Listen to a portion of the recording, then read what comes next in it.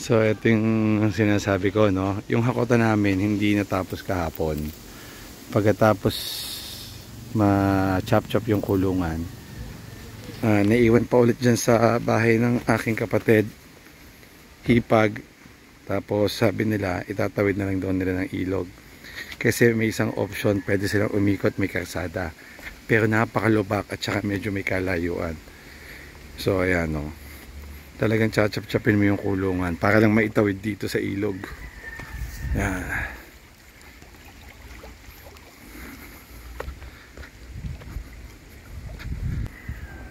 So kaya nag-decide akong ilipat na yung kulungan ko sa likod bahay ng aking asawa. Kaysa dito pag naulan, ang pupunta ako, hintay ko pang tumila, then pag loading pupunta pa ako dito. Since loading station ng bahay ko, kailangan kong kuhanin ng maaga yung ibon in preparation. So matrabaho. So yung first year ko na kumarera dito, kasi may loft na hindi pa naman ako sure noon kung babalik agad ako sa Italy, kaya hindi agad ako nagpagawa. Then nag-decide akong mag-career muna, kasi sabi ko siya, sige papagawa na ako dito. So yan, napakaganda dito. Ano people, nakuha nyo na yung ibabaw, kaya pala madali na. Nakuha mo na yung mabigat, yung una. Oh, suwabing-suwabe, kaya yung ingatan nyo yung ano ha, Paps ha?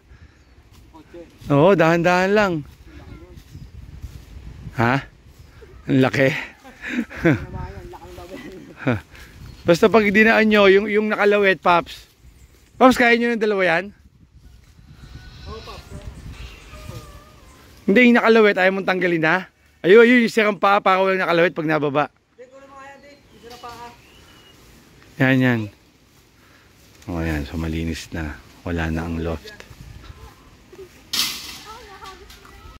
Paps, ang laki niyan.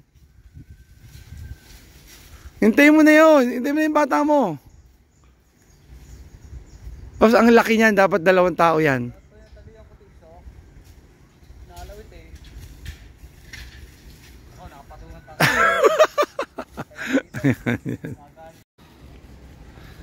So ang ginawa nila, hinakot muna nila hanggang doon sa kabila ng ilog.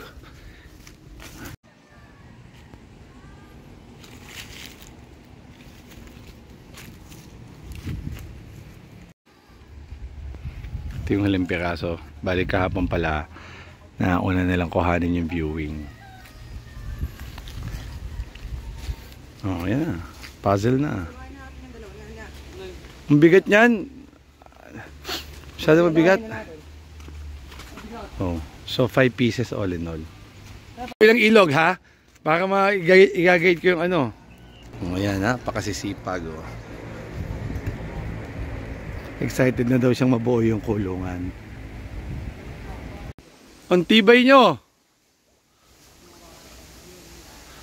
Okay, dahan-dahan ha. So ayan, dinobli daw nila. Matindi.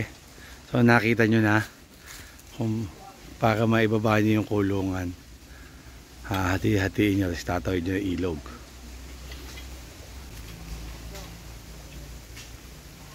Ayan o, si Marlon lang sa kalamnot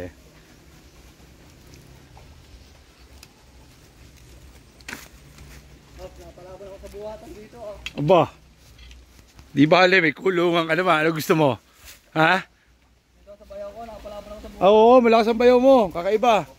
Oh, ayun oh. Dahan-dahan ha.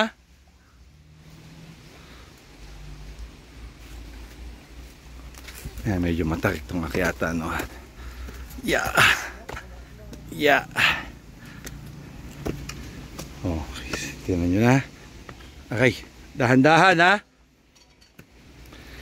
Matarik yan.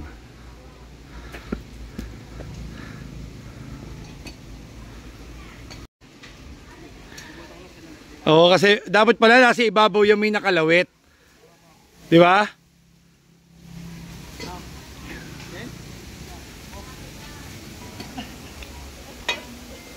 Ano? O, kala. Dahan-dahan ha, ingat kayo. So, dapat kasi yung part na may bakal na nakalawit nasa ibabaw.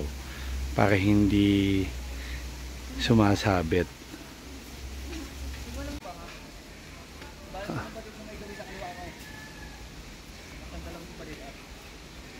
Oh, yan na. Wala. Tanda ko, kaming magkapatid, nagbabad ng aparador eh. Ang hirap din.